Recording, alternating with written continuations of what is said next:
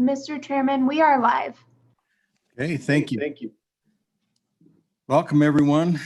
Welcome, committee. Welcome, folks in the audience and those who are joining us virtually.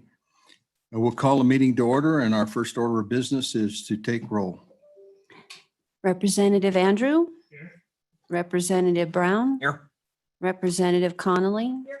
Representative Harshman. Here. Representative Nyman. Here. Representative Newsom. Here. Representative Obermuller. Right there. Representative Summers. Here. Chairman Paxton. Here. First bill for our consideration today will be House Bill 157, so I'll turn the floor over to Representative Harshman.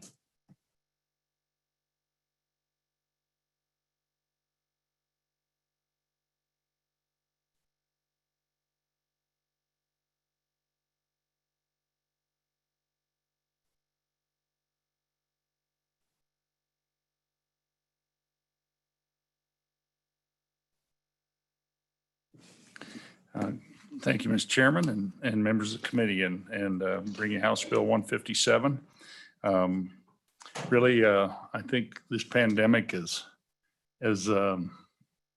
we were hiring out-of-state healthcare workers with CARES money, flying them in here to help take care of our people. And I think part of this, it's part of the history of our state too. You know, in the 70s, it was a big issue to have a medical school in Wyoming, and it came in a budget session and it needed 2/3 to be introduced, and got 18 senators, a majority, but not that holy unholy 2/3 that we have from the 70s. It's another comment. It's another issue for that was put in the 70s for bill introduction in the budget session. And then it went over to the House, same bill, and had 34 House members. And, you know, South Dakota has a medical school. We send our kids, of course, now through WWAMI, and we've really developed a nice program. Our kids stay here for a couple of years, those things. But then that's the doctor piece of it. And I think we've worked really hard. You know, that compromise out of the 70s was to have those two residency locations, University of Wyoming residency in Casper and Cheyenne. But I think the other big issue that we really are these med techs, PAs, all these people that deliver care to most of us, you know, and you have to go out of state to do that. And so now with the WWAMI program, the first couple of years of it at the University of Wyoming, these pre-med courses, same courses that a PA will take. And so we're starting to get this synergy of things. So when the CARES money came out last summer, and we're all working, trying to, and the legislature appropriated money, and this topic came up, and it really was, so part of that discussion. And then how could you get something like this going? Well, we couldn't really use CARES Act money to do that, to set up an endowment. And so working with our institutions, you know, what kind of money are we looking at to try to, because you don't want to get another line item in the budget.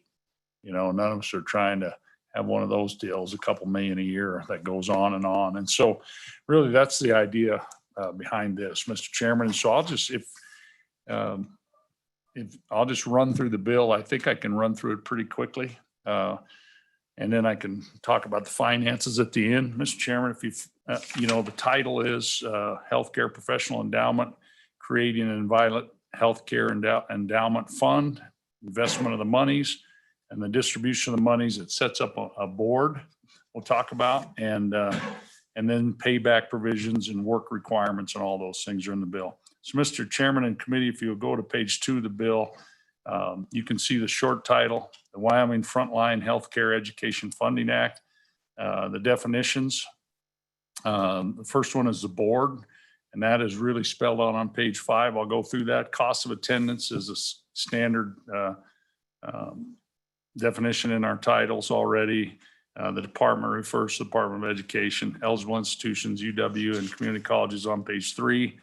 And then the endowment fund, it refers to as, you can see Romanet 9 now is one that's added to our list of endowment funds, the income account, and then medical technician program. And, you know, like our majority floor leader, I think his daughter's a med tech, had to go to South Dakota to get that training, you know, and so those are those healthcare providers that you generally see, whether it's taking your blood or checking you in or working in the hospital to assist those. So they work in all areas of healthcare to assist doctors and physician assistants. And then unmet financial need is another definition that's in our titles already.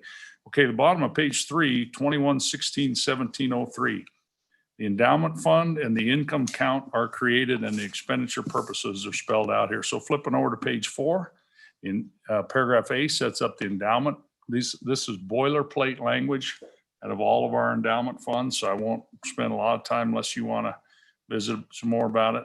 Paragraph B then is the income account, and it really looks exactly like the Hathaway and the rest of our funds. Flows from the corpus, spending policy of 5%. The corpus generates those funds, goes to the expenditure account, and then is expended. Any leftover goes to the reserve account, hits the 5-year rolling average, 225%, it rolls back into the corpus. And I didn't bring a picture today, but I think it's the same picture that I brought the other day with the Hathaway, Mr. Chairman. And so that's created. You go over to page 5, 2116-1704. The endowment fund board is established. Talked about this board, and there's going to be like 8 pages of the board duties here. Some of this is boilerplate language of other boards we have. This sets up kind of what I call like a little mini board of regents almost, with the community college, university, speaker and the president each appoint. The governor appoints a couple, and they'll get together and draft rules and work all this out. I think for the legislature to say, hey, we're going to have this med tech program at Northwest College or Western Wyoming or Casper College, I think that's getting in too deep for us. And I think anytime the legislature has tried those things, they've always failed. So I think get the people who are working this and know it and working with this industry to figure out, maybe it's Gillette College runs a med tech program or whatever. And that can all be figured out with this board. So Mr. Chairman, then flipping over to page 6, talks about the duties. They serve without compensation, like all of our boards. On paragraph C on page 6, talks about on page 7, they can adopt rules on line 1. They'll determine, and then these things under paragraph E, Romanettes 1, 2, and so on will carry on for several pages, are some of the things that the board will do. This is pretty standard language for all of our boards that we set up.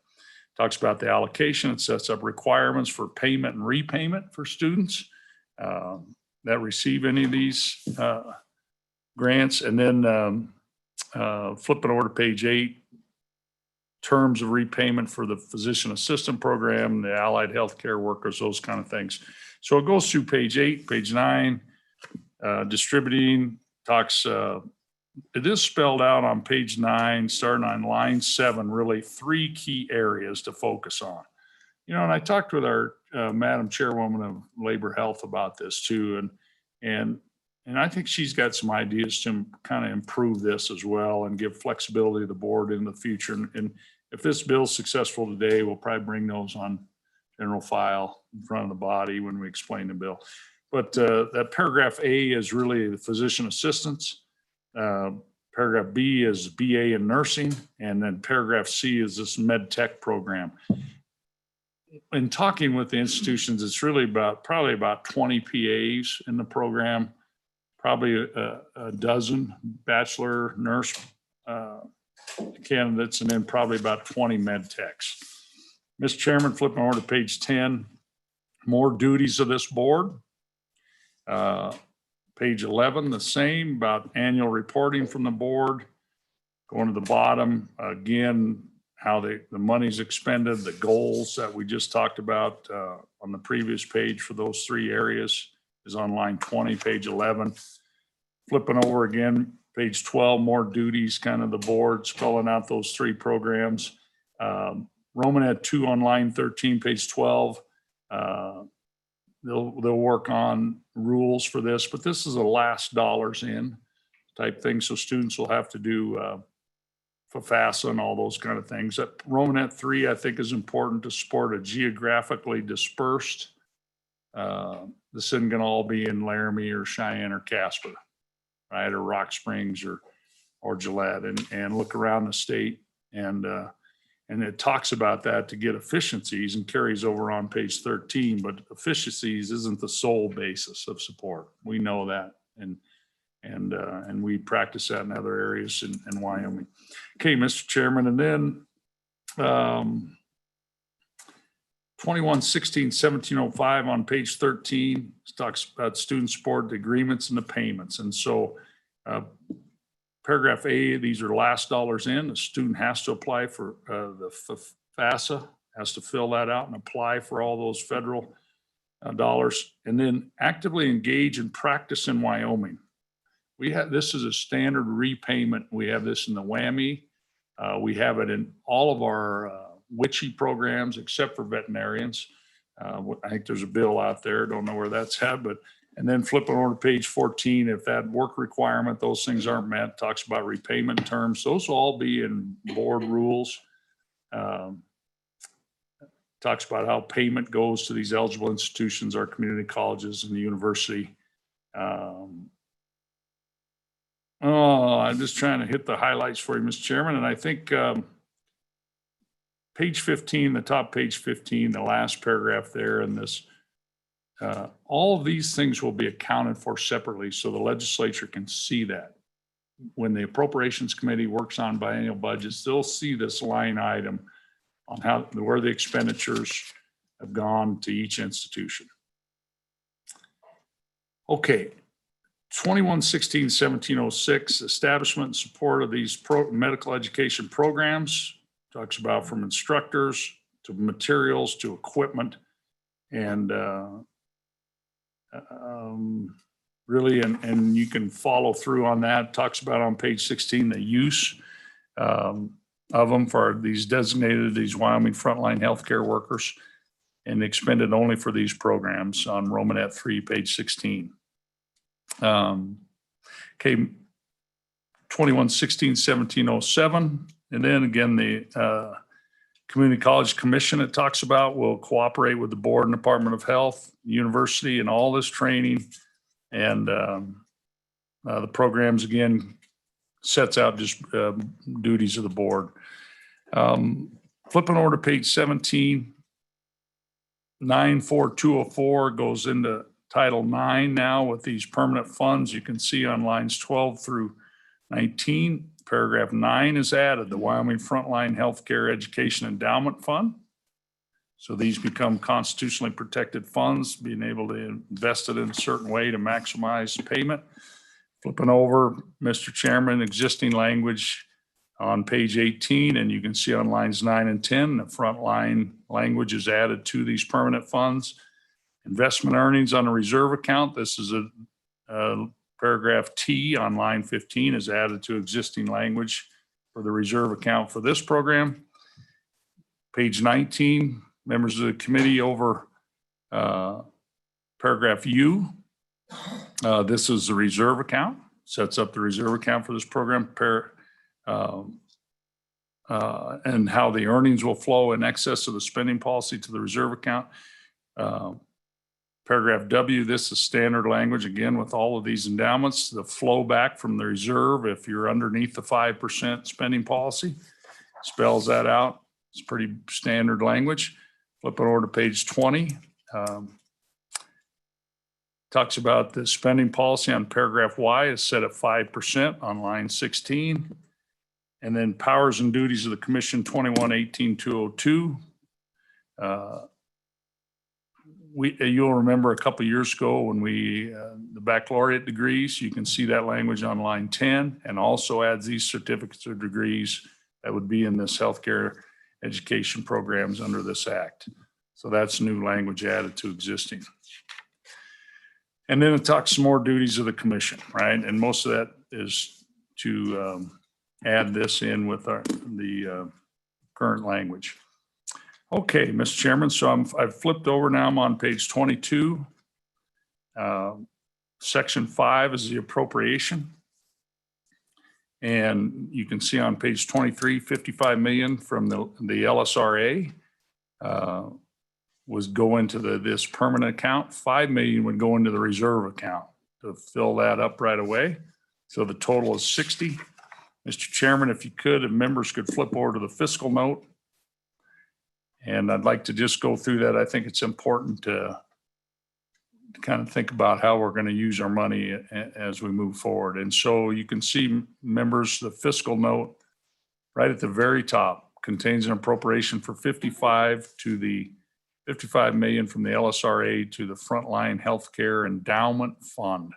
Second paragraph talks about the 5 million from the LSRA to the Wyoming Frontline Reserve Account. And these are effective immediately. Now, if you look at the impact of this money, and you can see there's an increase of 1.4 million, and then there's a decrease of 660,000. And that's explained in this paragraph below. The investment income that is deposited within the Wyoming Frontline Healthcare Education Income Account. Estimated annual revenue increase to the income account in the form of investment income is $1.452 million based upon a 2.64% yield. That is the Craig estimate. Okay, the spending policy is 5%. If we achieve 5%, it's 2.75 million, okay, per year. Now, continue on. I think this next sentence is really important. There's a corresponding revenue decrease of 660,000 in the form of investment income from the general fund as a result of this appropriation from the LSRA based on the 1.1% yield. So really, we're just taking money from savings and moving it to another savings account. We're going to go from 1% yield to hopefully 5% yield.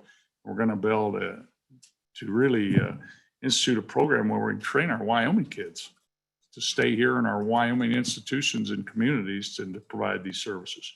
So that's really what I'm trying to do, is take some one-time dollars and make them work for the state forever, really. So, Mr. Chairman, thank you, committee.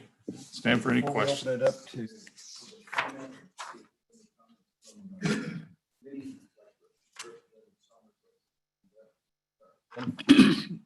Mr. Chairman, thank you. And Representative Harshman. So on page 13,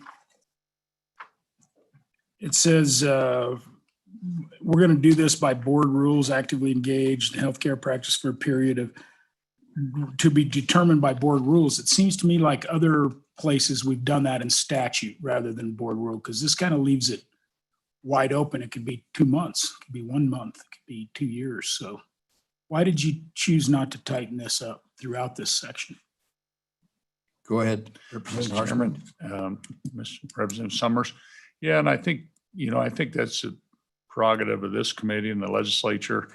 I think there's a mix of that in our programs. I think we've given some room on WICHE as well, but I think, if you want to add 2 years to that, that's not going to hurt this bill, or 3 years, or whatever you want. I think WWAMI is 2 years. We have it specified. That'd be your choice. That'd be fine, I think. Follow up, go ahead. Mr. Chairman, thank you. And then my other one, my final question's on page 22.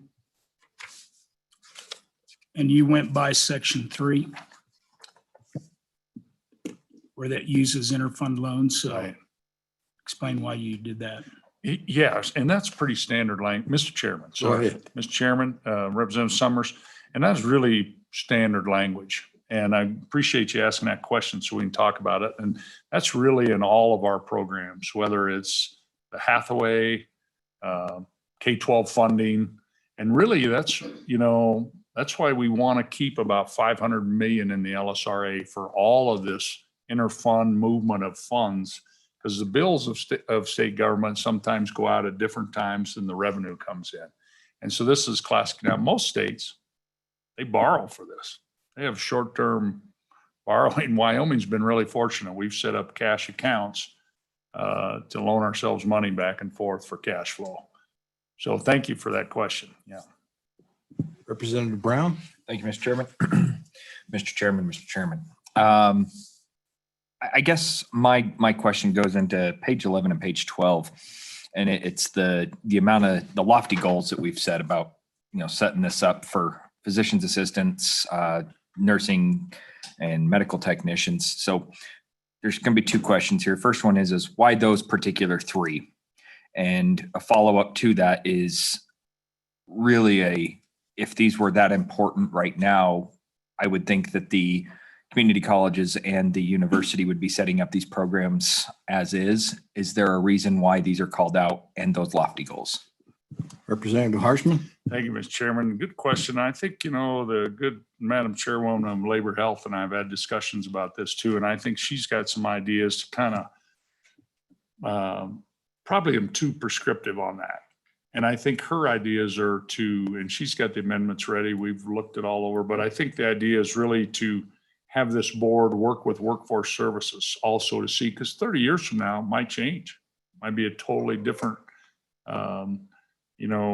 a group of providers that we want to try to train. And so I think your question is right on. I think we have a fix for that. I just didn't want to, I know it's precious committee time as we're winding this first house down, but that's a good question. I think we're going to try to soften that and let the board kind of work with the institutions.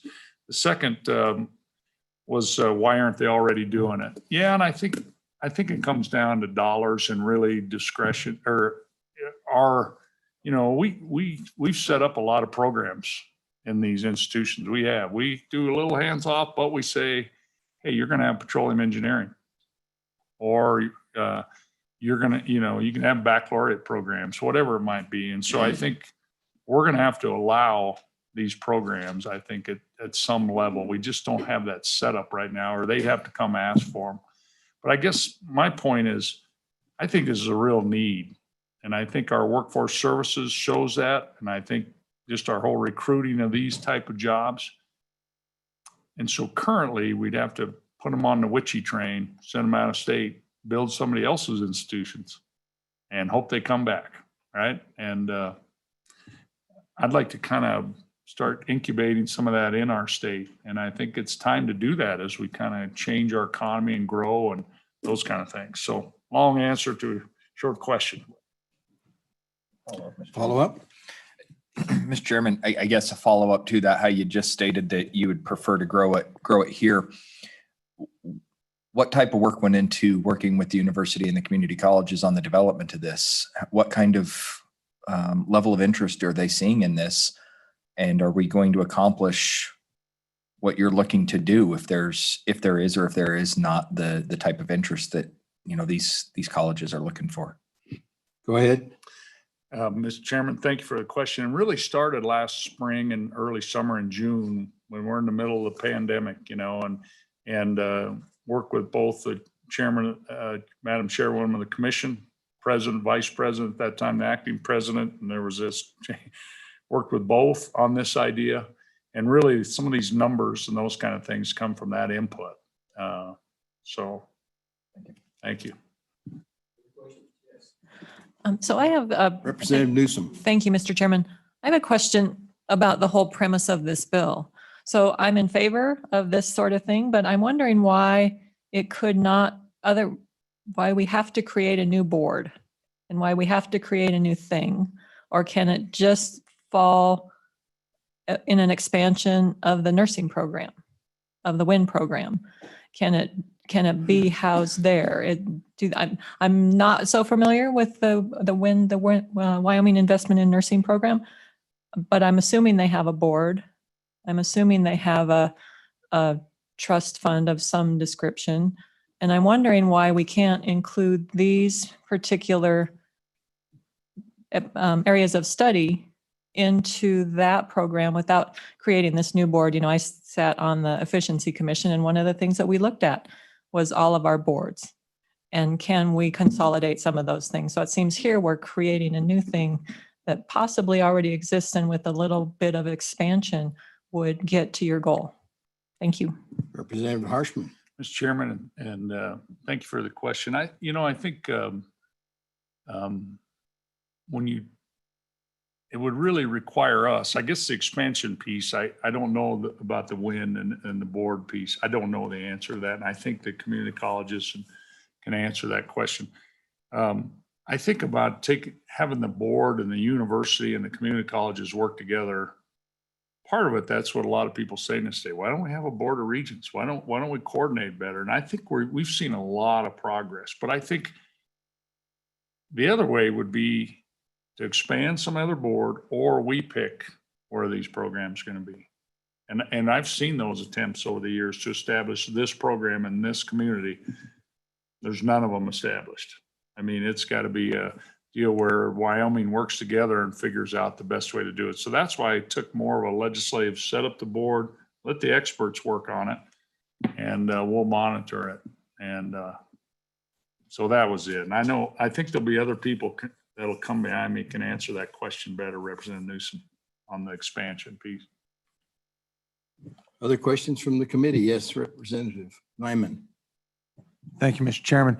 Representative Harshman, to give some a frame or some background in this, what are other states doing to offer these kind of programs to their people? What is South Dakota, Montana, Colorado? What existing programs are out there, and kind of what formats are they working under and offering these services to their students? Go ahead. Mr. Chairman, yeah, and thanks for the question. You know, South Dakota has their own medical school and established it, and it's about a 90 million a year appropriation to run that. And I've always wondered, you know, if Wyoming would look different if that bill in the 70s would have passed, if it had been in a general session, not a budget session. I think what kind of infrastructure would we have? South Dakota's made that work, and without the resources we do. Colorado has their own medical school and college. And so that's where we send our students to in the WICHE program. South Dakota is not part of the WICHE, but Colorado, our students go there, Arizona, and the Western United States. And so they keep their kids in their programs, and we send our kids to their programs. There's not many of their WICHE kids coming for medical at our place. Okay, follow up. Okay. Yes, Representative Obermuller. Thank you, Mr. Chairman. Chairman Harshman, this bill is coming as, personal bill. Was this presented to any committee that didn't want to take it up, or what's the history of this bill? It seems like a pretty large bill that coming as a personal bill. Go ahead. Mr. Chairman, no, it's a personal bill. I mean, I've been working on this. I guess my interest in this has been because my provider is University of Wyoming Family Practice. Dr. Ray Johnson, he's a PA, was on the State Board of Medicine. He was my doc for years. He's since retired now, lives up at UCross. And so I've always, so I've had care from PAs all the time. We have a senator who's a PA. And so I just think and then my time on appropriations where we're trying to fund, and we started with 16, 18, now we have these 20 whammy slots. So I've always been interested in this. And I think the healthcare industry, it's not a shrinking industry.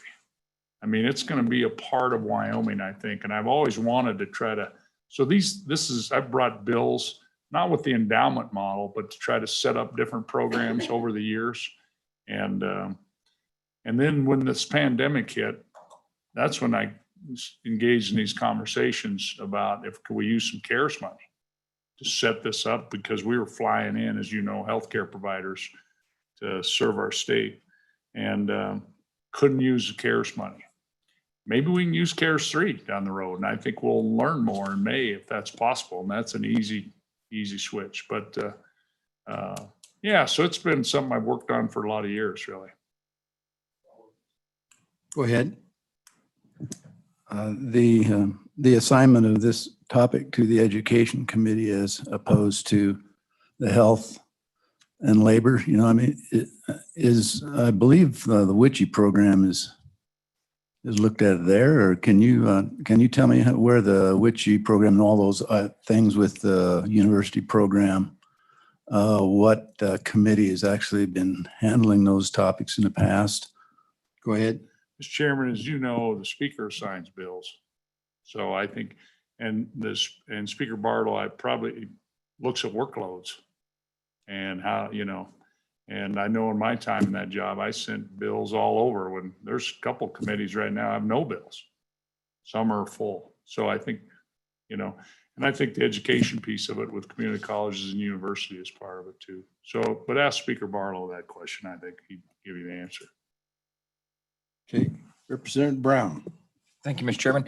Another quick question I guess I have on this is we heard a lot during the pandemic of frontline healthcare workers, but I know my hospital here, they struggle filling other positions. And so I guess my thought on this is why not more broadly looking at other healthcare positions as opposed to only frontline as you're doing this? Was there discussion in your own working group that you had there about opening this up to a larger discussion? I guess we heard a lot about them, but I can tell you we have a really hard time in this community finding radiographers, for instance. So Go ahead. Mr. Chairman, I think actually the good chairwoman of Labor Health and I have had that discussion. And I think, and if this bill is successful today, we're going to, I think, bring an amendment to open that up and really, because I think it's going to continue to evolve and change, 30, 40, 50 years from now. And so I agree completely with you. And I think we've got a fix for that to kind of not be so prescriptive. Other questions from the committee? Yes, Representative Nyman. Thank you, Mr. Chairman. Just for my own information, has this ever been brought up as an interim topic to be discussed and kind of taken from all aspects and stuff like that? Because this, to me, as you're explaining this, sounds like a pretty far-reaching, fairly large scope of different entities and committees that would have a pretty distinct impact on this. I'm just curious, has this ever been an interim topic? In my short tenure on the legislative process, I'm just curious. Go ahead. Mr. Chairman, I think, most of my work in 19 sessions here has been on endowments and funding flows, and that's been a real interest of mine. But I think absolutely we continue to look at these programs all the time. I think labor, health, education, how we fund things, what we provide, all those things. This specific bill, there's been PA bills, there's been BA nursing bills, whammy bills, witchy bills. Those come really every year. And that's why I'm really bringing this. I think it's really, the bill's pretty simple. I think the funding piece, that's what I'm trying to solve, because I don't want to bring a bill and say, hey, we need $3 million a biennium to run it, $6 million a biennium to run it. I mean, it's not going to last long. And so I'm trying to move some money from savings to savings and really make a difference for our state down the road. Because particularly in like rural communities, like Sundance, you're going to need PAs. It's hard to get docs in these little towns. And I think PAs and other BA nurses are going to be a big part of that solution for us. Okay, follow up? Oh, you're good. Anyone else on the committee? Okay, I think before we open it up to the general public, we'll ask if there are any legislators that would like to comment on this. I see we have our good chairman over here to present another bill, and maybe she might want to. I'll just give you the opportunity. If you'd like to come forward. If you're not, we'll move forward. We'll move on.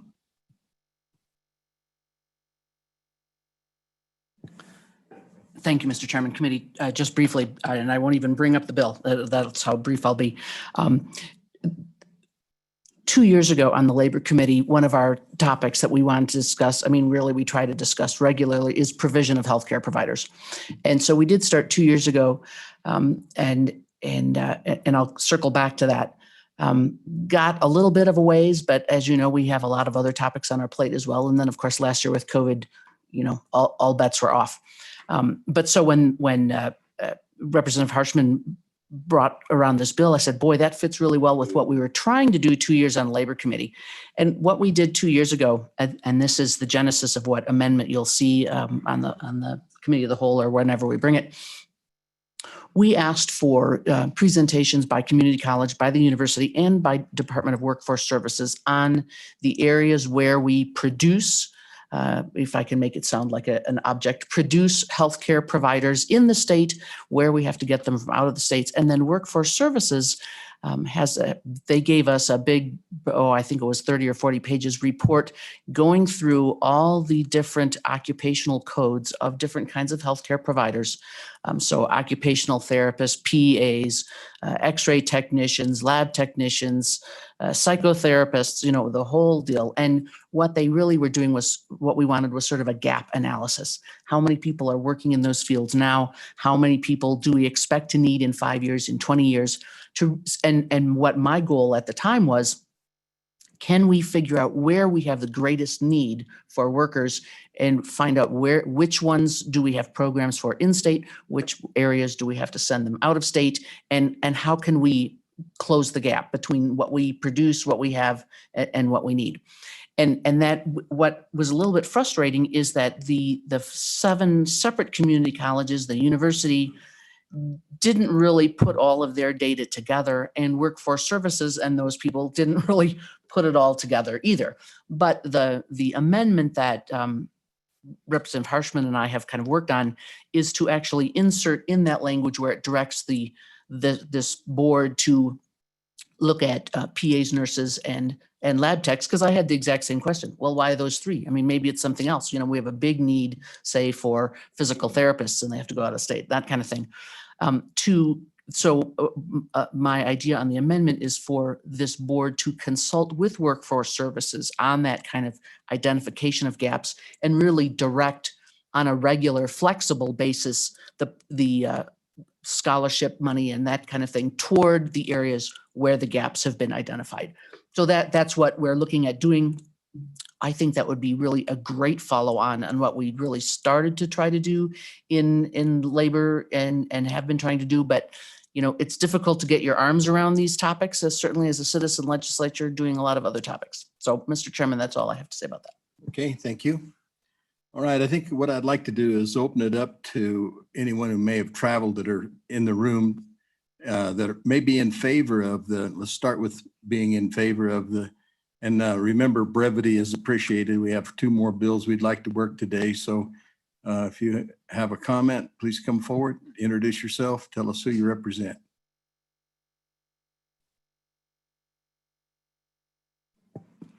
Hi, good afternoon, Mr. Chairman, members of the committee. My name is Erin Taylor, and I represent the Wyoming Association of Community College Trustees. And I wanted to let you know that the community colleges are in support of this bill. I just had a few comments regarding some of the questions that were asked and some of the comments that were made. The good representative used the word synergy. I liked that word. I think it really fits for the conversation. These have been happening for years in respect to this idea. And really what this is, it's an investment for our state, for our future. And so I like to use the word vision, because I think this is really getting to what kind of state do we want to have? What's the Wyoming we want to be? And this fits in with that. But it does tie into the conversations that we've had over the last several years with Wyoming Works. And that program was created to talk about what are the high demand jobs that are needed in our state. So that did try and tackle that. We have our Wyoming Investment in Nursing program, which does currently exist. I see some opportunity in the future for maybe weaving in those programs with something like this, because the money for Wyoming Works will run out. The funding for the Wyoming Investment in Nursing program, the student grant side, that was cut in the tier 3 cuts, so the sustainability of what those 2 programs offer is very uncertain. So there could be some opportunity to tie something like this in, like those programs into an endowment idea like this. So I think there's some cool ideas there. Some comments that were made with regard to the board. I will just let you know, and I know that I do have Dr. Sandy Caldwell is in the Zoom and can provide some more comments. She's the executive director of the Wyoming Community College Commission, and she's instrumental in how these other programs work, and they work by collaboration. So the need for a board, maybe that's a policy decision. I think it can be successful in a spirit of collaboration with all of the interested parties. I think there's a model for how that can work. But I think that would be a decision on your end to decide if a board is the right place to go. With respect to the question about, are the colleges doing this? Of course they are. And in fact, I just got a note today that EWC, Eastern Wyoming College, just met with their hospital to talk about med techs. It is happening. Absolutely. What is the barrier? The barrier is funding. Hugely. The barrier is funding. We heard that with Wyoming Works. The colleges are very willing and ready to stand up high demand, high need programs. Part of it is the money available? What does the partnership look like from industry? Things like that. I would think that maybe, I don't know how it might work with a board with the flexibility, trying to work with industry partners too. So that would just be something I'd ask folks to consider in that space. But Mr. Chairman, that's what I have to offer. I think it's, again, visionary and really continues with the good work that's happened for a number of years in this space. With that, I would like to answer any questions, any hard questions. I'd love to punt to Dr. Sandy Caldwell, but I know she's got some points to follow up on as well, if that would be to your pleasure, Mr. Chairman. Thank you, Mr. Chairman. Ms. Taylor, just some curiosity questions again. What kind of holes are we seeing as far as we're trying to fill some voids evidently in like some hospitals and situations? And you mentioned PAs, nurses, and lab techs. What is the demand out there for that right now? What are we not able to provide and produce? And we were trying to make up for some loss of folks available and ready to go into these positions. What are some background as far as the numbers where our healthcare facilities are not able to fill these positions because we're simply short on graduates? What is some of that information so we can have an idea of the necessity? Mr. Chairman, Representative Nyman, that's a great question. What I can tell you is that the community colleges each are working with their local healthcare professionals to have those conversations. I personally don't know what those numbers are. I think people can get that information for you. What I can tell you is that the programs that the community colleges have right now, and the investment nursing program is a really good example. The demand far outweighs the ability to offer. So there's waiting lists. I think it's just a matter of getting the program set up, but I'll have to get that information for you. I personally don't have the information. Representative Brown. Thank you, Mr. Chairman. Aaron, thank you for coming in. It's slightly concerning to me because this is reminiscent of a discussion that I fought for the community colleges a few years ago on setting up baccalaureate degrees. And I remember ardent people, opponents against the setting those up where they don't have the money, they can't do this. And you guys stood them a lot of them up and absolutely no funding. And now I'm hearing that we have these gaps that are not being filled in these communities, and we need to stand up these programs, but we've got to have funding to do it. So I guess I'm not understanding the conflict between the two. I mean, our community colleges are very agile, and I know they are. Why do we need to stand up $55 million out of a savings account to do this, but we didn't need to stand up anything for a baccalaureate program to get these baccalaureate degrees going up a couple years ago? Go ahead, Aaron. Mr. Chairman, Representative Brown, that's a great question. What I can tell you is that I don't have all of those answers. Each board of trustees makes these decisions with their communities. And not every college has stood up an applied baccalaureate program. And for some of them, it was because A, we might not see the need or the demand. B, it might be we don't have the resources. They're making cuts left and right. And so, and closing programs. So I think it's just what's appropriate for them. Okay, anyone else in the room that would like to make some brief comments in favor? Okay, how about against?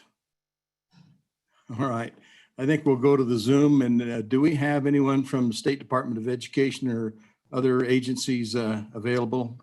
Clarissa, I think we should give them a shot first. Mr. Chairman, we do have some representatives from the Community College Commission as well as the Department of Education. I think maybe we should take the Department of Education first, and then we'll go to the community college folks. Welcome, introduce yourself, tell us who you represent. Hello, Mr. Chairman. I'm Kari Akins, the Chief Policy Officer at the Wyoming Department of Education. And under the proposed bill, the department would provide budget, fiscal, administrative, and clerical services to the board. And so I'm just here to answer any questions that the committee may have about that portion of the bill. Okay, any questions or comments to Kari? All right, then let's go on with the community college folks. Dr. Caldwell, I believe you're up right now. I think you're muted. Yes, Mr. Chairman and members of the committee, I am Sandy Caldwell, Executive Director of the Wyoming Community College Commission. I have with me here our CFO, Mr. Larry Buckholtz, and he can answer questions related to the funding. I do have several answers for many of the questions that were posed today. I am here on behalf of the Community College Commission in consultation with the colleges, as you heard Ms. Erin Taylor talk about, and then the legislatively created Educational Attainment Executive Council and their co-chairs, Dr. Kim Dale, President of Western Wyoming Community College, and Dr. Ed Seidel, who is the president of the university. I was here with you, the House Education, earlier. I think it was this week. I've a little bit lost track of time on House Bill 165. My comments related to this bill are similar to that in that this bill does align with the statewide strategic plan for post-secondary education attainment, including the area of health-related fields. I did provide you a document related to that, and it lists this bill as one of the ones that the Attainment Council is tracking because it is important to the state and the long-term economic impact. It is also aligned with the brand new 2021 Community College, Statewide College System Strategic Plan. And I shared that before with the discussion in 165. What I want to talk about today is that this bill does implement aspects identified to move our state forward economically. We are familiar with the types of programs. We do have the WIN. You've talked about that today, the student grant and the loan program. We also have Wyoming Works. And then you heard about some other programs from Representative Harshman. On the topics of the health profession, this is where I want to drill down to just a little bit.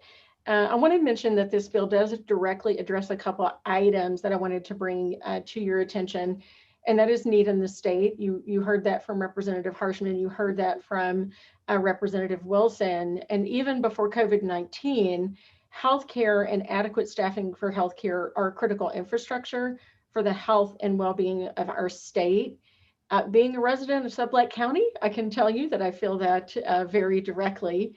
And the second thing I want to highlight is growing your own. And that was mentioned, but I want to really put a fine point on that. And to borrow a phrase from Director Mike Ceballos from the Department of Health, local residents with families have stickiness. They live in our communities, they have children in schools and have ties to our communities and the region. And this helps educate people in our communities and areas of the state that we've identified as a need for them to stay here and to work here. So in consultation with the colleges, we did identify a few things that for consideration related to logistics, language, those kinds of things. But I will tell you very openly, they weren't fully baked. So I have given those to Representative Harshman for him to take a look at and consider along with other comments that he received. And as you heard that from that he's talking already with Chairman Representative Wilson. I do want to mention, bring up and answer a couple of the questions that were posed here today. I was jotting those down very quickly related to why don't we already have some of these programs. I think you heard a great summary of that from Ms. Taylor. There's a few things that I want to mention related to that. I think having a little more flexibility, as you heard from Representative Harshman, mentioned might be something that helps make sure that we have what we need in the right locations in the state. So why don't we already have these? And that's a fair and valid question. And you heard Ms. Taylor mention cost. Now, I want to bring up a couple of things here, and I'm going to also address Representative Landon, the question you had about why could they do the BAS, but they can't do this one. I want to make sure I answer that question for you. When it comes to the healthcare particular programs, these types of things, they are high cost and low enrollment because many of them have a capacity for the total number of students that they can have that is regulated by a board that requires a certain ratio. And the other thing about that is then having the student grants available. As you heard Ms. Taylor, the WIN student grant has been wildly successful. There are more students trying to get into those programs than there are slots. However, when you talk about the more specialized medical programs, there becomes what's called saturation in the marketplace. And so they become cyclical. And that makes a barrier for the colleges. But the power that we now have with consortiums makes this much more possible for the colleges. So having a program like this one that will provide both some startup costs and then also student grants for the students would be very, very powerful, particularly if the colleges can do that within a consortium. So the distinction with the Bachelors of Applied Science and these particular startups, I want to make sure I address that, has to do with a very different distinction of what those are. In the Bachelors of Applied Science programs, they have what's called an inverted curriculum. They do the technical and the heavy parts of those. I'll give Western as an example. They do the heavy equipment, those operators in Associate of Applied Science or Applied Science degrees. That's an important recognition because they already have the equipment, they already have the high cost component. The next part of that is adding on the baccalaureate components, and they have to have the faculty to do that. They brought forward programs where they already had the faculty, or they could work together to make sure that they had the faculty. So it's very different in that this is starting this type of program, while they don't have them, is that it's starting a high cost program to where for the BAS, it is bringing on top the Bachelors of Applied Science where they already have the heavy equipment. And I think the one at Northwest College is a beautiful example of that, where they created a general Bachelors of Applied Science that could be tacked onto multiple heavy equipment type programs. And then I wanted to address the question that Representative Newsom brought up about boards. We do not have a board for the WIN program. I will share that with you.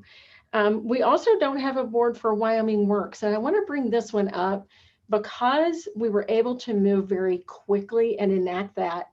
What was enacted in rules for that particular, or what was enacted in the legislation, required that the commission create those rules, but do so with a collaborative process. And it actually worked very well and very quickly. We included the Wyoming Business Council and the Department of Workforce Services in that process, along with the colleges, the financial aid directors, because we had to make sure how we were doing this was appropriately braiding funding sources together. So the collaboration part of that allowed for some really quick work and using the expertise needed right at the right time. So I would propose, and I mentioned this to Representative Harshman, that we might be able to find a way to do that through collaborative sources. We have the Attainment Council, which does have Department of Ed. We have the SLEDS body that works on the data, and we found a way to do that using a collaborative structure. And then the last question, or the last comment I wanted to make, is related to what was brought up by Representative Wilson, Chairman Wilson, and that is about the data. I presented at that meeting. It was in Riverton. And we did talk about that. And since that time, the SLEDS has been enacted. That is one of the areas that we're working on. So having some direction on how you want to see that would probably be something that would help us. In the SLEDS is Department of Workforce Services, would be the connection of the data from KEY 12. through the university and the colleges. So it's we're going to have the ability to look at a picture of what that's going to be long-term for us. So I wanted to mention that. So any direction around that data would be helpful because we have the tool legislatively in place to help us build that direction. And so with that, Mr. Chairman and members of the committee, I just wanted to share those answers. This particular bill does align with the work we've been working on for years. And you know, I would even say the win right now, the student grant, you heard Ms. Taylor mention that, is in general fund, and that was a part of the cuts. Having these in endowments certainly creates the ability to work through these in a long-term basis through feast and famine. And with that, I'm happy to answer any questions. If you get too far in the detail, I'll need to rely on our CFO. Okay, thank you. Questions? Yes. Representative Nyman. Thank you, Mr. Chairman. I just had a curiosity question too. What state and what position are the colleges in to be able to receive these students? What is in place to be able to, I mean, if this goes through and these folks start applying for these grants and they start taking up these opportunities, I mean, are the colleges ready to receive these? Are the programs in place, or what kind of a line of distance or time are we looking at here to see them really be able to benefit from these grant dollars if they would become available? Dr. Caldwell. Mr. Chairman and Representative Nyman, I think they would be able to move pretty quickly. It will depend on the specific program. Having the ability to potentially expand through consortiums. The colleges are working on this. They're constantly working on this. Sometimes it's just a matter of being able to pencil it out to make it happen.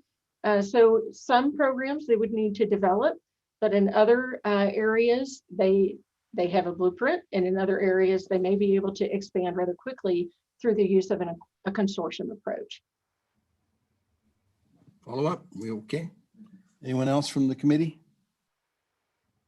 Okay, thank you, Dr. Caldwell. Anyone else in the Zoom, Clarissa, that we need to admit? Mr. Chairman, Leslie Travers has raised their hand, so I will admit them to the meeting now. And if other folks would like to testify, if they could please raise their virtual hand, that would be great. Okay. Good afternoon. Please introduce yourself and tell us who you represent. I'm Leslie Travers, and I represent Eastern Wyoming College. And I just wanted to share a little story actually about a MedTech program. We just met with Banner Health. We met with them last week, and we met with them again this week. One of the things that we found out is there is a real need in Torrington and other areas of the state where they have hospitals and medical care for healthcare, med techs, phlebotomy. So one of the things that they talked about, and I did not realize this, but they have in years past hired our vet tech students to get experience. You know, they give them a little experience because our vet tech students actually have all of the medical training that the med tech position requires. Other than the fact that one talks back, one of the patients talks back, and obviously one barks or meows or whatever. But we have the facilities, and so they're actually pretty excited about working with us in a real med tech capacity. And one of the things that we realized is our vet tech facilities could be used for med tech training. We have large animal surgical center. We have all of the things that you typically would see in a med tech position. So I just kind of wanted to share that a little bit. In Torrington alone, they need approximately 15 med techs a year. Okay, questions from the committee? Okay, thank you. Clarissa, do we have anyone else in the waiting room? Mr. Chairman, I do not have anyone else.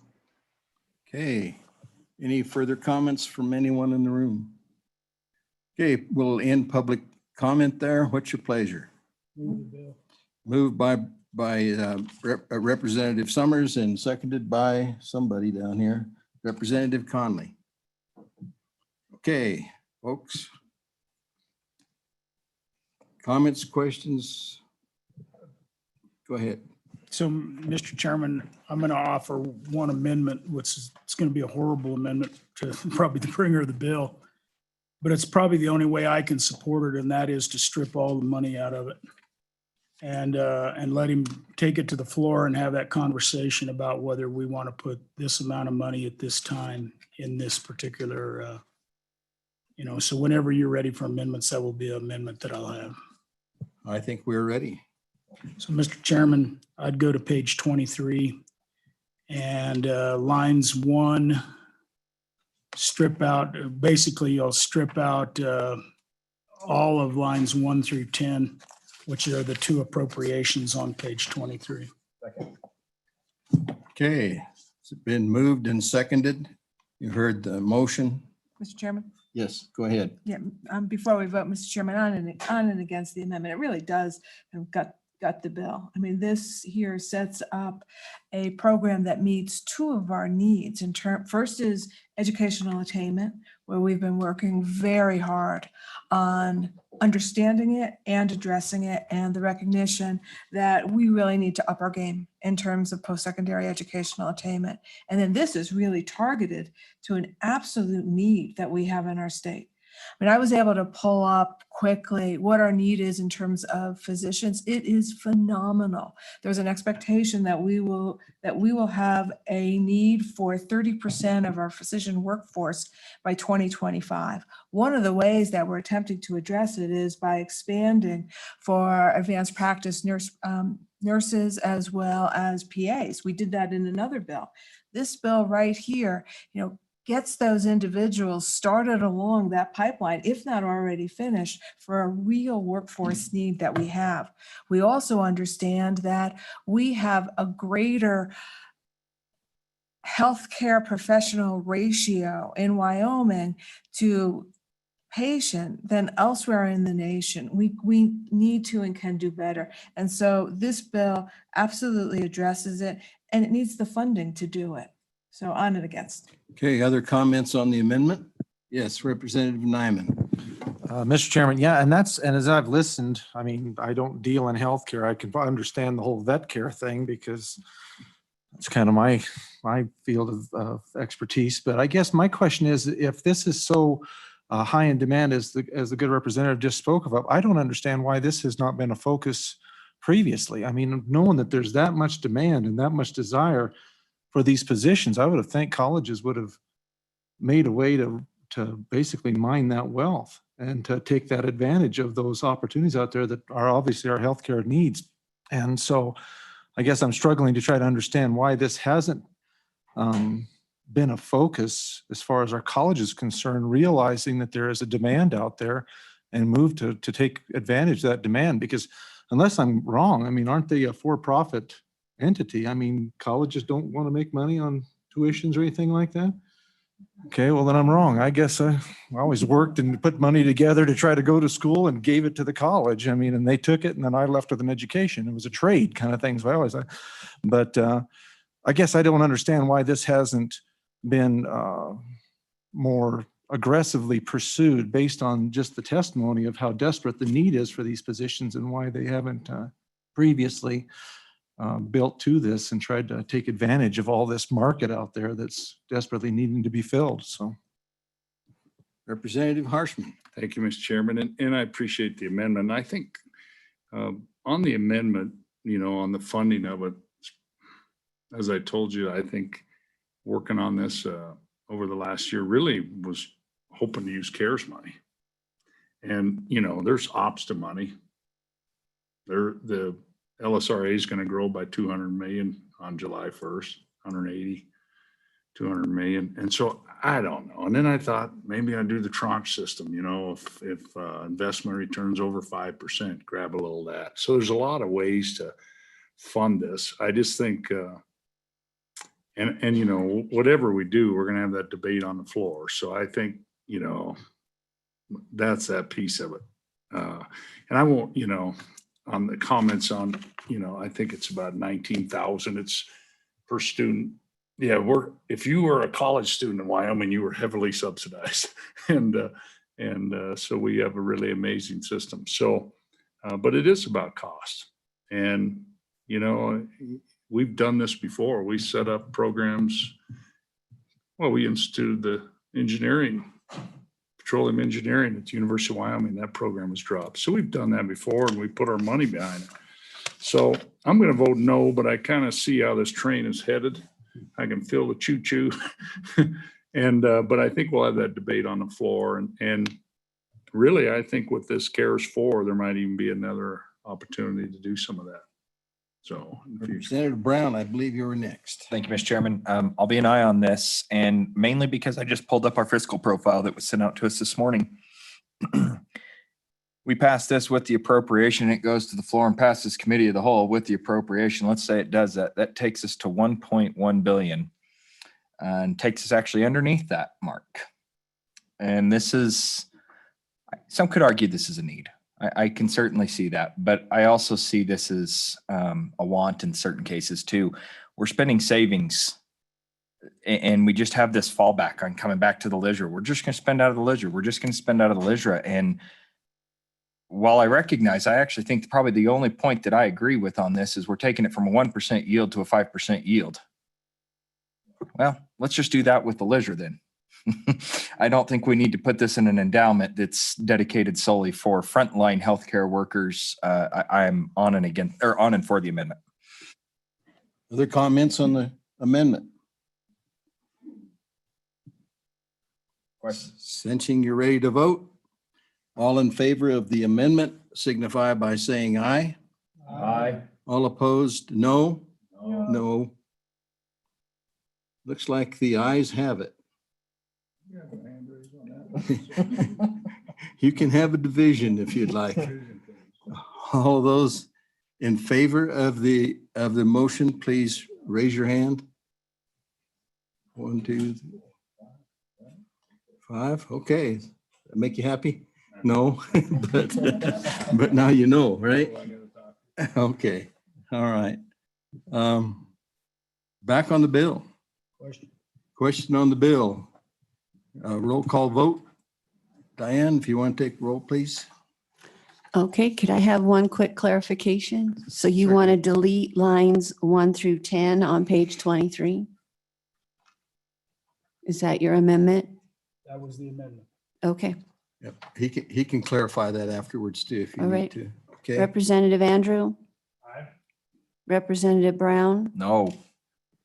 Representative Connolly? Representative Harshman? Representative Nyman? Representative Newsom? Representative Obermueller? Representative Summers? Chairman Paxton? Aye. 6 ayes and 3 noes. Okay, motion carries. Next bill for our consideration is House Bill 106.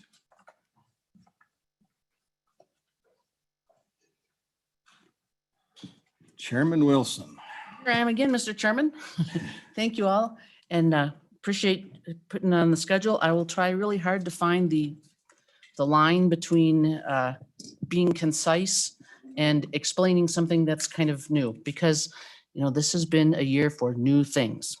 So, Mr. Chairman, House Bill 106 is the Wyoming Education Options Act. And let me just say, it started with, the idea came to me from a number of overlapping situations. You know, I had some parents during COVID coming to me and saying, man, I'm homeschooling my kids and I'm still paying my property tax. And I do just want to stick in there, kudos to our state's public system for being open the entire school year, unlike practically everybody else in the nation. I think that is so awesome. I'm really proud of it. In this last summer, when the recalibration was working, you know, they sent out the letter to the school districts to find out what would be the impact of cuts. So it seemed to me with with just the broader discussion from families about wanting options for their children and the school district, the handwriting on the wall of potential cuts, that maybe I could come up with something that did 2 things at once: provide more options to families and at the same time buffer the districts from the cuts. And then as far as where I put it into statute, last year I was actually in this committee when I was waiting to hear my school nurse bill. And you guys were those of you who are here, having that discussion about transportation from one district to the other. And I realized a few years ago when I was out campaigning that some children in the northern part of my district actually attend school up in Chugwater, and the district reimburses. So that came to my mind as a place to really address it. I know they do that elsewhere, up in Yellowstone, South Dakota, Utah. I mean, we've got some exchange over.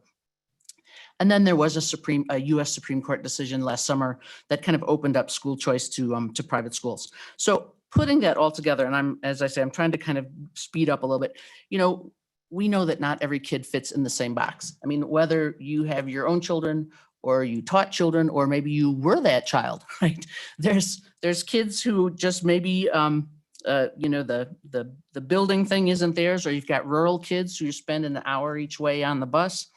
Our graduation rate is 80%, which is great. I mean, that's an increase, but if you think about it, that means 1 kid in 5 isn't graduating. What happens to those kids? The kids sitting there in the back of the room looking out the window. So the 30,000 foot of the bill is that the bill would enable parents to file a claim with the school district for reimbursement for educational expenses. And I've specifically used reimbursement because I think that will fit into our constitutional requirements. A lot of folks are like, oh, we like the voucher idea, we like an ESA, and I just don't think that fits with our constitutional structure. Whereas a reimbursement claim, school districts pay out money for a lot of things, buses and violin rentals or, whatever. So I see this as fitting into that. And then the district can use those resources for the students who still are in the district. And as we get into this, I'll talk a little bit about what I see as the benefits. So, Mr. Chairman, if I can just look at the bill, you'll see that the entire bill on page 1, line 10, fits into the section of statute that deals with districts and tuition. So you'll hear from some homeschoolers, I am not opening up the law that deals with homeschooling at all. This is a different situation. And I put it in as I say, the districts and tuition section. So the bottom of page 1, I'm using pretty much existing language to define private schools. I added language at the top of the page about virtual or correspondence. Education provided by a parent or instructor. During the pandemic, we saw a lot of folks setting up kind of homeschool pods, where they'd hire someone to teach math to their kids or that kind of thing. So I'm really trying to work all of that in there. And you'll notice that in that top paragraph, I am not using the definition of the home-based education. Again, as I say, I'm not bringing the homeschool statute into this at all. Paragraph B, the Board of Trustees shall, in consideration of the savings to the district and upon a request, okay, so I want to make it clear that they don't have to do anything until a parent requests the reimbursement. I don't want the district to spend their time trying to chase down people across the school district for this program. So it's upon request submitted by that. And then there's a statement about proof of residency and age. I mean, obviously the child has to demonstrate that they live there. Bottom of page 2, the parent or guardian may request reimbursement. So this is totally an optional program. And there are homeschoolers who are perfectly happy with the situation as the way that they are. They don't want anything to do with the district. This is optional entirely, totally optional. And as I say, I'm trying to kind of speed through so that we don't. So the idea would be that the parent would request on a quarterly basis. Top of page 3, I've got some expenses, tuition, tutoring fees, curriculum, supplemental materials, that kind of thing. Okay, I'm just going to, on page 3, line 5, here is where the benefit is to the district, that they could claim the lesser of their actual educational expenses or 50%, or that is of the ADM. And then the school district would be able to keep the rest. And you'll see, I had a suggestion with my district, because I did meet with the district, and many of you that have been around a while know Jed Ciccarelli, who works there at my local district as well now. On line 8, it says less adjustments made under 21-13-309.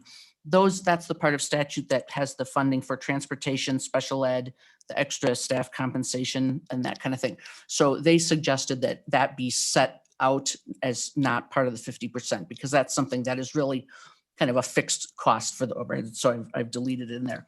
I would suggest as you go on, if you move the bill forward, and this is, I think you folks know more about this than I do, so I would leave this to you.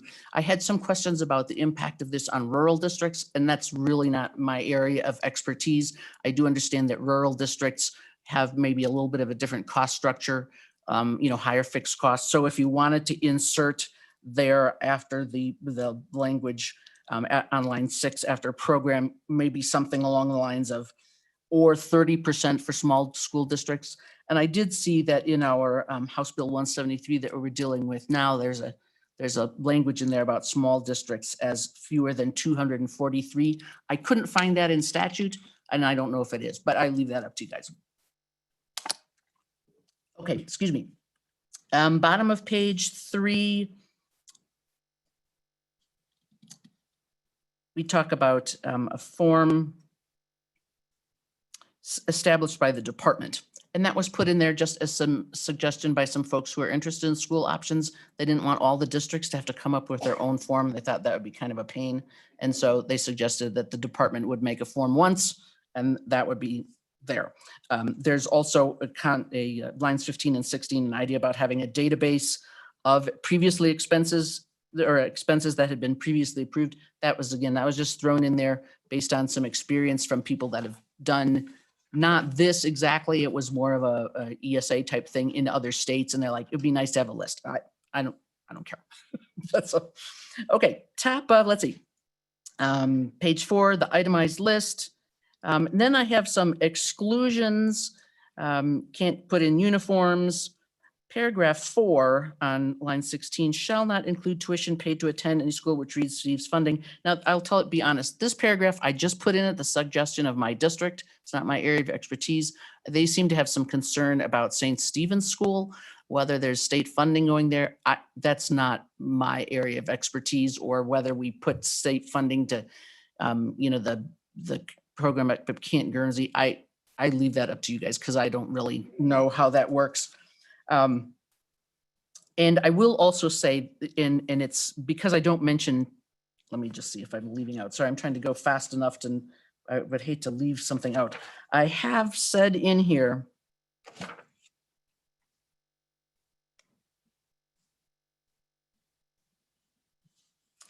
well, we'll maybe come across it. As I say, I'm trying to speed up. Excluded is parents' time. I think it's a parent's job to educate their child. Okay, we shouldn't be reimbursing them for their time. The other thing that I didn't put in here is any transportation funding. And that is because, granted, people may have to drive their kid in from somewhere, but I just felt that that was a very squishy expense to document. And whether a parent might be going into the town to work anyway and drop their kid off at the school, I just felt that that was really beyond the ability to be accountable. Okay, let's see.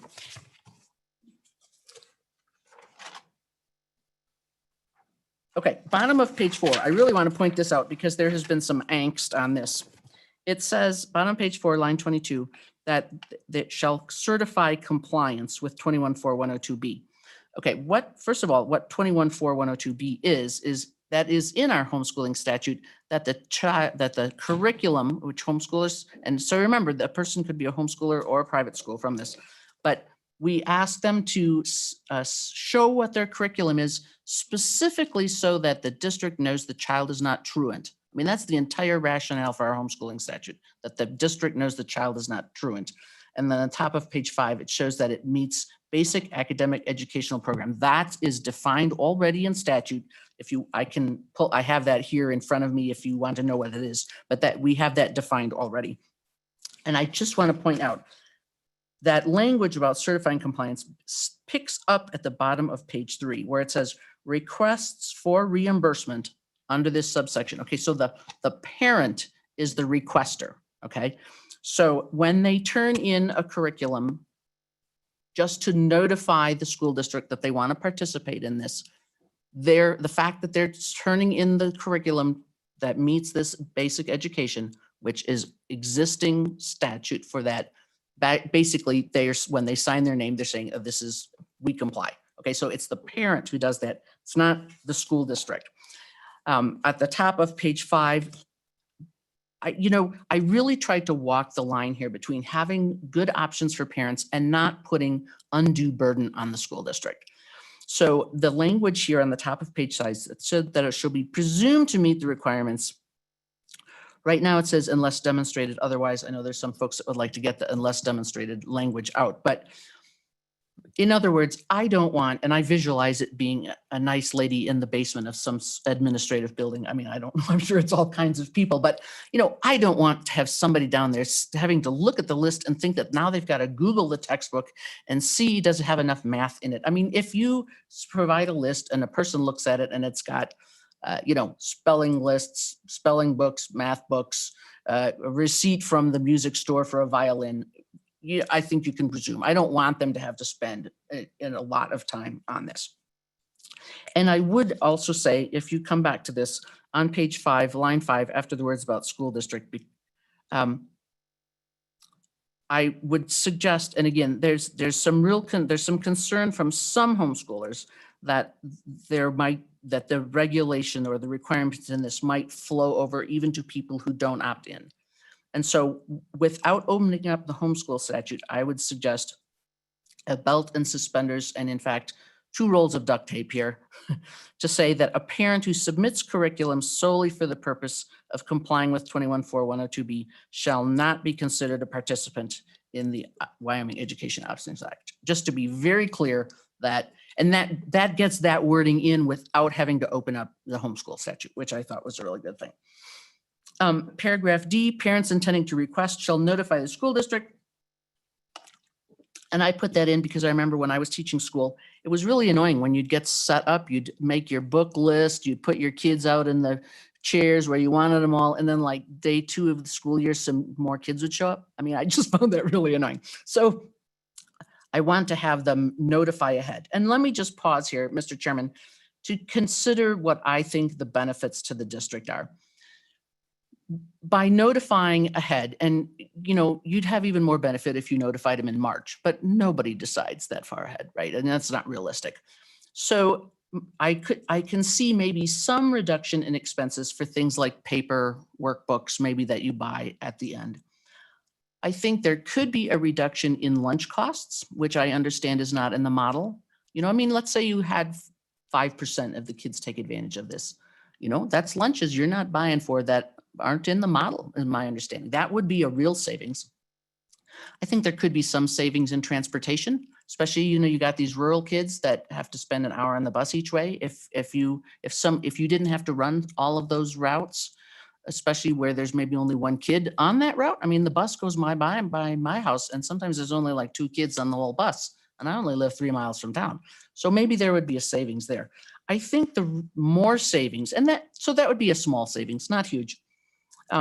Remember, the real advantage to the district comes from their ability to keep the resources because they're not paying it all out for these children.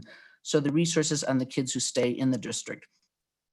And one of the thoughts here, because I was talking to someone and they said, well, there's probably not going to be enough children take advantage to really make significant impact on the class numbers. There was an interesting article that came out in December. It was about Natrona 1's enrollment changes. And what they showed, and this was, basically a COVID type issue, but that the biggest decrease was in the elementary schools. I mean, it was really significant that by far the massive decrease happened in elementary. And that makes sense. I mean, it's a lot easier to homeschool your elementary children. The average person can pretty much handle the spelling and the English and the math there. Many private schools just go K6 or K8, and far more children go to public school for high school because you've got all the opportunities there. You've got the band, you've got the sports, you've got drama, all that kind of stuff. So I would suggest that the numbers on this would not pull out evenly, but that the numbers would tend toward pulling out from elementary. And that's where you really want the smaller class sizes, right? If the districts do as they've suggested, if there's cuts and have to increase class size, if a high school class goes from 24 to 26, I mean, that's not great, but there you are. But if we could actually keep an elementary class size at 16 instead of going from 16 to 20 or something, there, I think that's where we really would like to have that small class size maintained. So I think that the impact there would be really, really good. Okay, back on the bill. Page 5, again, also the notification, and then paragraph E, they shall not enroll as a student during the same semester. I'm just trying to prevent churning. I mean, it's annoying to the classroom, it's annoying to the district, it's annoying to everybody, and if you turn the page, you'll see, if you take advantage of this and then come back in, because, some homeschoolers, they'll say, oh, this is great. And then by October, they're like, oh, this isn't so great. I just don't, then they'll have to pay it back. Okay, that's just, I think, very reasonable. Then there's some bit about reimbursement being denied and how they can appeal. Again, that was put in there at a request of some folks, bottom of page 6. They wanted sort of an appellate location. I think that's really kind of up to you guys. Page 7, paragraph G, just clarifies that if there was an erroneous reimbursement or fraudulent, I hate to think of anybody, but then the school district can withhold that money back later. And then bottom of page 7, here's where we've got, they can include it in the ADM. The agency may have something to say about that. Top of page 8, keeping records, so again, remember, this is the school district, keeping the records with non-personally identifiable data. I mean, obviously the public will want to know how much did you pay out? So I think that that's really reasonable. Paragraph 3, I put this in because I was really trying to make sure that we didn't have excess burden on the district. So I put in, and I talked it through with the district, not responsible for developing an IEP. I'm not sure if that's actually allowable under the federal law. I mean, the district has to do the special ed services. So you may, in your wisdom, take that. I mean, whatever is right, obviously.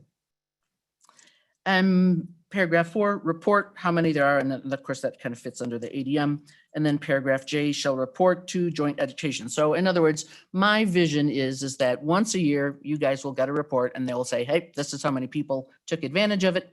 And most of the money went here and the other there. I would suggest another amendment here that I have in mind, just to state that all student information should be deleted from department records within 90 days after the end of the school year, and the student should not be included in the longitudinal data system. And I'm just putting that in so that folks that are outside of the school system are not concerned about, being tracked. Rules and forms and all that kind of thing, the usual. And I'm just about wrapped up, Mr. Chairman. I would like to address the fiscal note, which frankly, I will assure you is not in any way. Let me just say, it's the department's job to provide the most fiscally conservative fiscal note. I get that, okay? And they did their job here. But I would never bring this bill in a normal year because this is not a budget cutting bill, okay? It's not. It's an options bill. But I think it will, as I say, buffer the district some cuts. But let me just say, so they put in $60-some million. All right. Let me work this back for you because nobody would want a bill that says this, right? There are many homes. So the 5,000 approximately kids that are out, that are not enrolled now, whatever their situation is, they are pretty much happy with what they're doing now. And you'll actually hear from some homeschoolers. There's a goodly number of homeschoolers that do not want any involved in this.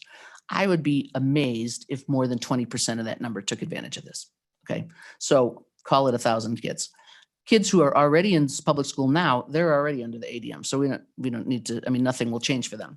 Then they did the math based on the maximum allowable. So if the average ADM is 16,000 per student and half of that is 8,000, well, homeschoolers are not paying $8,000 to educate their kid. That's for sure. Call it 1,000.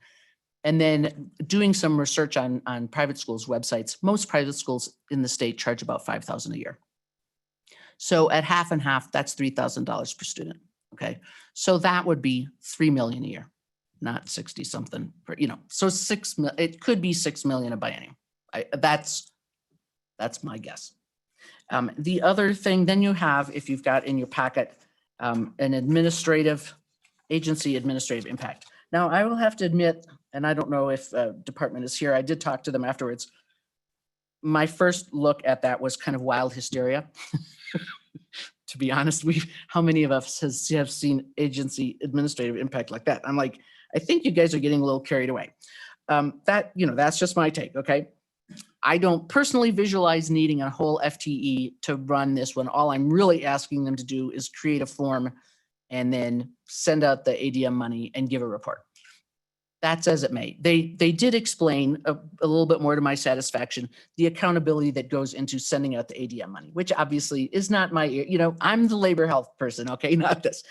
So if it would be up to you, and I did have some discussion with LSO, it's clear that there is legal consideration from the district for what services the student is getting reimbursement for. I mean, I think that's fine. The question was brought up, well, what does the school foundation program get out of it? Because it doesn't really. So if you were to want to insert into the bill a requirement that, let's say, up to 50% could go to the parent, the district could keep the balance of the ADM less, I'm just throwing out a number, 5% to go back to school foundation program to cover this accountability angle from the department. And, that could, I think that would be legitimate and allowable, and I don't have a problem with that.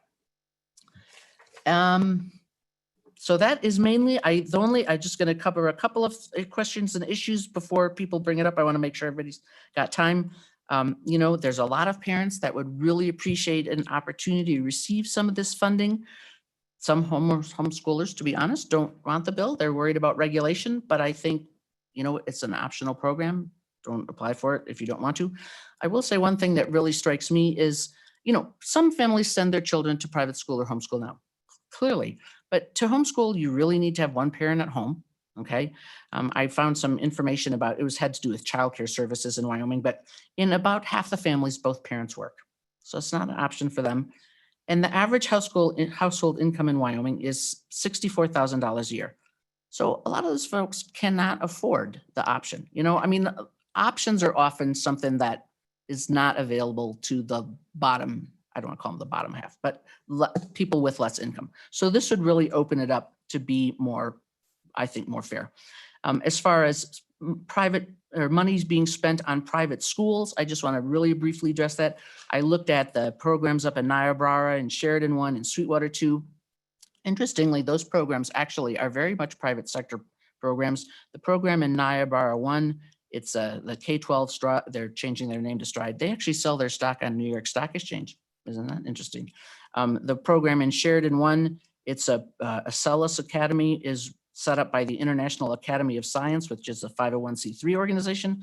And the Edmentum program in Sweetwater 2 is actually owned by a private equity firm in Chicago. So, my question would be, why is it okay to send school foundation program money to private equity firms and not to parents in the district? I'm not sure that that's really. I do also have an amendment if it comes up. As far as the funding, I had some discussion with some folks about the source of the funds that goes to the school foundation program and making sure it's all constitutional. So if there were a desire to limit it to the federal mineral royalty component, which is not listed specifically in Constitution, I've got some language for that, but I won't yak on. I will. Oh, well, that's not 2:00 yet anyway. Mr. Chairman, I'd be glad to answer questions. Okay, thank you, committee. We're going to have to make a decision at some point in time whether we want to carry this bill forward. I am going to open it up to questions from the committee to start with.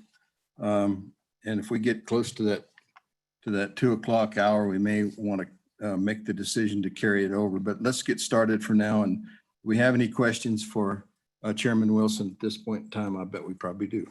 Yes, Representative Connolly, start. Thank you, Mr. Chairman. And first, thank you, Chairman Wilson, for calling me over the summer to talk about this. I very much appreciate it, but I still have the same concern I did then. We have a constitutional provision that prohibits appropriations to be used for any private school or school controlled by a church or sectarian organization or religious denomination. It's straight up there, Article 7, Section 8. And so I am concerned about your definition of a private school. Mr. Chairman, so a couple of answers on that, and thanks for the question. And and of course, I'm not an attorney. I've had some chat with the LSO attorneys and elsewhere, and I have a variety of answers. Pick your answer or take them all three. One is the money is specifically going to the school district and then to the parent as a reimbursement. So it may eventually end up somewhere at a private school or something, but that is not a direct connection. We actually spend public money now on St. Joseph's School in Torrington. We spend it at, St. Vincent's Clinic in Billing that has nuns on their board. That new feature of the auditors where you can track the money was very helpful in this. We write checks to BYU in Idaho Falls for vocational. So it's not like we never do anything along those lines at all. The Supreme Court decision this summer was actually not quite as specifically tied to this situation because Espinoza, this is the Espinoza decision. Montana it looked to me like maybe cutting the checks directly to the schools, which we would not be. Okay, this would be to the parents. So that's my answer. I feel that the Espinoza decision and the fact that I'm running it as a reimbursement, and as I say, the fact that it's not actually the first time that we're sending money out to other places. Those are my answers, Mr. Chairman. Was that? I didn't. Somebody called for. We're right on. We're on the committee right now. Other questions from the committee? Yes, go ahead. Thank you, Mr. Chairman. And I too appreciate your call over the summer about this bill. It seems, I'm a homeschool mom. We found when our son was in the 8th grade that the public schools weren't providing the kind of education that he needed at that point in time. So we went the opposite route. Instead of teaching him to read and write, we took him in 8th grade and got him through high school. But it seems to me that we're creating ghost students. We often talk about ghost teachers, those that are in the funding model. We fund for so many teachers, but then the district chooses not to hire that many teachers. And it seems here that we're creating ghost students. We're creating these students that don't go to the public school, that don't participate on a daily basis, and yet we're paying for those students out of the funding model and not educating those students in the manner that we educate other public school students. So I'm wondering how you feel about that, the granting of funds, of ADM funds for students that don't exist in the public school system. Mr. Chairman. Go ahead. Thank you. And so, the student does exist, and I will just say the incentive for school districts to kind of lure people in that really don't want involvement, the parent would have to spend money, put together a reimbursement claim. They're probably not going to be that friendly. They want to go through that much effort if they're not getting things out of it. I'll just say, kind of going back to the founders of Wyoming, when they asked us to set up the public school system, which is a good and excellent thing that they did. But, obviously the goal, why would they do that? The goal of the state, of course, was to educate our children. That's what we're really trying to do, is educate the children. Certainly the goal of the founders was not to just set up, pay for buildings as some sort of public works project. I don't think that's what it is. And so through this way, and again, I was somewhat confined by our Constitution, to be honest, in ways that other states are not. But I think we're still accomplishing the goal of the founders, which was to educate the children of the state. And in a way that in this time where we've got budget cuts, we've got other challenges, the parent who knows the child best can educate the child, and we're enabling the district to have some buffering from the cuts. It's really, I believe, a very practical bill. I didn't go into this with a sort of a philosophical structure. My goal was, I want to do good for the kids and do good for the districts, and how can I do this best? Okay, thank you. Representative Summers. Mr. Chairman, thank you. And mine's more of a comment, but I wanted to make it when the good Brigger had the opportunity to fire back at me. And, I think we in Wyoming are, by the Constitution, are required to provide an equal and equitable education to every child in Wyoming. And so when we put out precious school foundation dollars, I think we have to make sure those two things are happening. Is it equitable and is it adequate? And I don't think in this bill that we can prove that that's the case, that those children are being educated the same, under the same standards, under the same regimen as other school children are. And if a parent wants to teach them in another manner in another school, that's fine. But I think we're bound by the school foundation dollars. We're bound to the Constitution in those two things. So I'd certainly let you come back at me and tell me where I'm wrong on this. Mr. Chairman, just Go ahead. briefly, and I think our goal of equity is one of the great things about the Wyoming public school system and the funding model. I mean, I really do. When you look at other states where rich people's districts get rich schools and poor people's district gets poor schools, I mean, we are so, it's wonderful the way we have doing that here. And so we have situations where you've got, in Natrona County and Laramie County, and we're spending $16,000 per students, and then you get shared in 3 that gets 40, and that's okay. But still, just because we're spending equitably doesn't necessarily mean the outcome is equitable, really. I mean, we look at the graduation rates on the reservation. I mean, any human endeavor has bell curves, right? I mean, there's always some kids on the bottom. There's always the kids in the back of the room that are looking out the window, and maybe they just it doesn't work for them in the classroom. You got, the ranch kid that's got to drive in an hour each way. I mean, equitable time on the bus. What's with, I'm Mr. Chairman, Representative Summers. I understand what you're saying, but I think that that our goal to have it all come out evenly, exactly, has a tendency to put people into little boxes, and people don't really fit in boxes. And I think parents' decisions about what their child needs probably know better. And equity there would enable a lower income parent to make the same choices to put their kid in a different box, in a different barnyard with the chickens or whatever than another parent. So that's a philosophical way to look at it.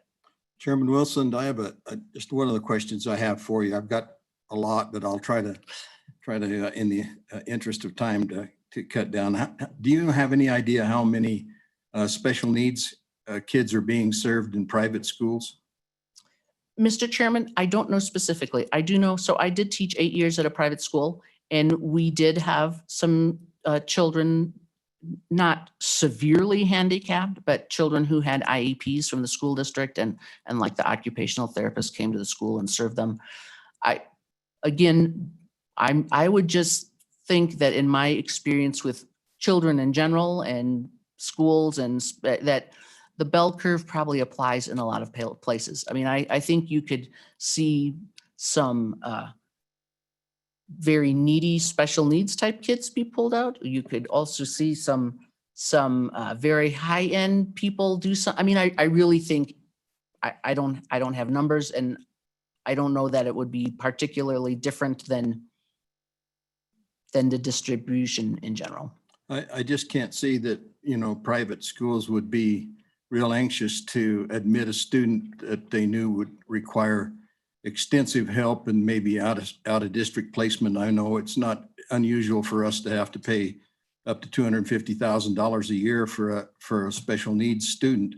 And when, my concern is that would this passage of this bill end up that there would be a significant increase in the amount of per pupil cost in the public school system, because there would be a disproportionate number of special needs kids, English learner kids, so on and so forth, and that 18,000 or whatever the number is that we spend right now on kids would escalate considerably, and the general public judges us a lot of times by that per pupil cost. The other concern I have is that, it's not as expensive to educate elementary kids as it is high school kids, because you don't have career and technical education classes that are more expensive. You don't have the activities programs that we do in high schools and so on and so forth. So I can just see that number going way up. And so if you'd like to comment on that, Thank you, appreciate Mr. it. Chairman. Best I can. So the first question on page 3, line 8, where the special ed costs were held out from the calculation of what the parent would claim. To me, that enables the school district to still receive all the special ed funding that they would get. And I admit, I'm not a specialist on how all of those numbers work there. I would also say the thing is that if one child is pulled out and the parent puts in for $1,000, the district has just basically received $15,000 to help some other child who still is in the district. So that's the buffer. I mean, that's where I really see the benefit to the district is they will be, this buffers any cost, because then they will be getting, frankly, some people don't like this feature of the bill. They're like, well, you should just be cutting. I'm like, well, that's a different bill. This is not this bill. This bill actually lets the district have revenues that they're not having to spend on a specific child. So now they have them available for enrichment or class size or however that, they'll have more funds within the district. Committee, I'm trying to decide what we do here. We're obviously going to run out of time. I know that there are a number of people that are waiting to testify. And I don't know what the committee is thinking at this point in time, whether we want to spend a lot more time on this. One of the thoughts I had was to ask the audience here and maybe the Zoom audience if there was someone that wanted to provide testimony in favor of the bill, and see how many we get and then hold that thing over. What's the pleasure of the group?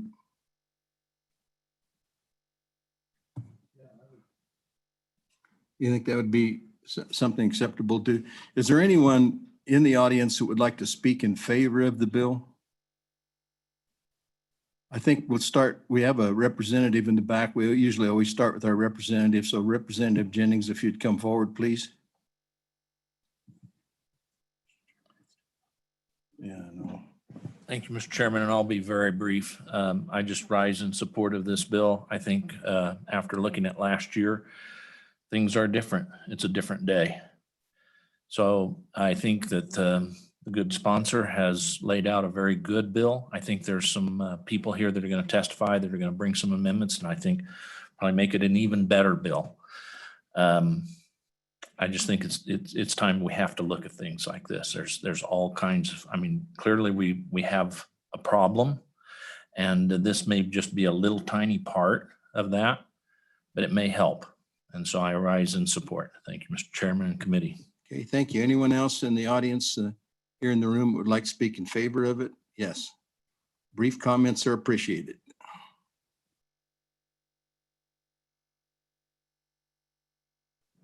Thank you, Mr. Chairman and committee. It's good to see you all again. Let me just tell you why I'm in support of the bill. Over the last year with the nonprofit that we have had the opportunity to start, I should introduce myself in that way. Nathan Winters from the Executive Director of the Family Policy Alliance of Wyoming.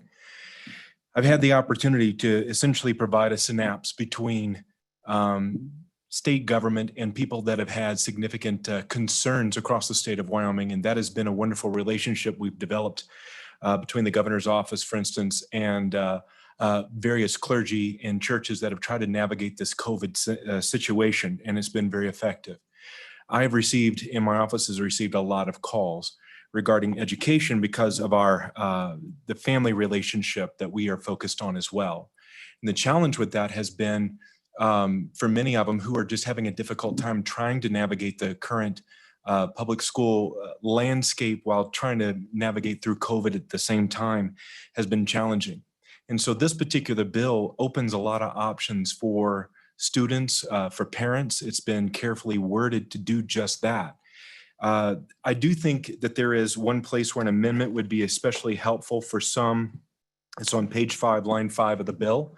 And Representative Wilson has already alluded to it. And I think I just have one addition to that. But on page 5, actually, that paragraph starting at line 1, there have been some that have called and asked just how we could do this where it doesn't impose too heavily on parents right now. Potential would be this right here, that we could just place a period after the word program on line 2, strike unless, and then strike demonstrated otherwise by the school district. That would also, I think, help the school district if they felt that they had to step in multiple situations. I think it balances that. Secondly, after page 5, line 5, we could add this language: a parent who submits curriculum solely for the purpose of complying with 21-4-102B shall not be considered a participant in the Wyoming Education's Options Act. As Representative Wilson has already spoken, the word may in the bill actually, I think, already encompasses that. This would just make it doubly clear, I think, and would help some concerns I've heard from others within the outside community. So with that, Mr. Chairman, I would stand for any questions, and I do appreciate your time. Go ahead. Mr. Chairman, if you could leave that verbiage, just, depending on what we do, that'd be great. Certainly will do. Thank you, Mr. Chairman. Anyone else in the audience here that would like to testify in favor of the bill? Yes.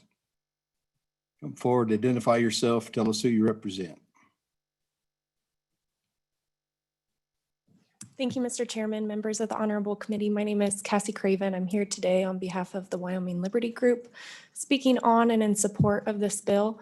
I'll be very brief. This isn't something that we've seen a lot of other states do, to be honest. It's not a voucher. It's not a charter. It's something totally different. It's unique to Wyoming. And I think that there's been a lot of people from a lot of different angles looking at this. And the fact that we came, I think, to something that we can kind of all agree on should really speak to everybody in this committee from all backgrounds. So I would speak in support of those 2 amendments that were just discussed. I have a few other ideas, which I won't discuss at length here, but should the body choose to move this out, I think that one thing we could do is we could cut the Department of Ed out of it altogether and let the school districts do this. I think that the process should be pretty simple for fraud. Are they buying a curriculum or are they buying a Ferrari? I don't think it's rocket science. I think we can simple it down a little bit to that end and really have some fiscal savings. We can, toy with how much the district gets, what the reimbursement cap is. All of those things are still on the table, but I would just speak on in support of this general idea and let you know that I think a lot of good people from a lot of different backgrounds have been a part of this. And it's a conversation I think constituents want. I know I homeschooled my 2 little gals this morning. They're not even school age yet, but I'm already doing those things. Parents like me will take advantage of this. Parents who have never been able to afford a curriculum at all will take advantage of this. I think that you're going to see a lot of different interests. So on and in support, and I would thank you for your time. Thank you. Any quick questions from the committee? We're running over time. Just out of curiosity, I'd like to have Clarissa just have a show of hands of how many on the line would speak in favor of this, just out of curiosity. Just have only the people who would be in favor of this bill, raise your hand. Mr. Chairman, it appears that I have 4 folks online who would be in favor of the bill, who have their hand raised. Okay, well, I think the best thing we could do is carry this bill over until next Monday, and then we'll finish it then. So thank you. All right, seeing as how we're running over time.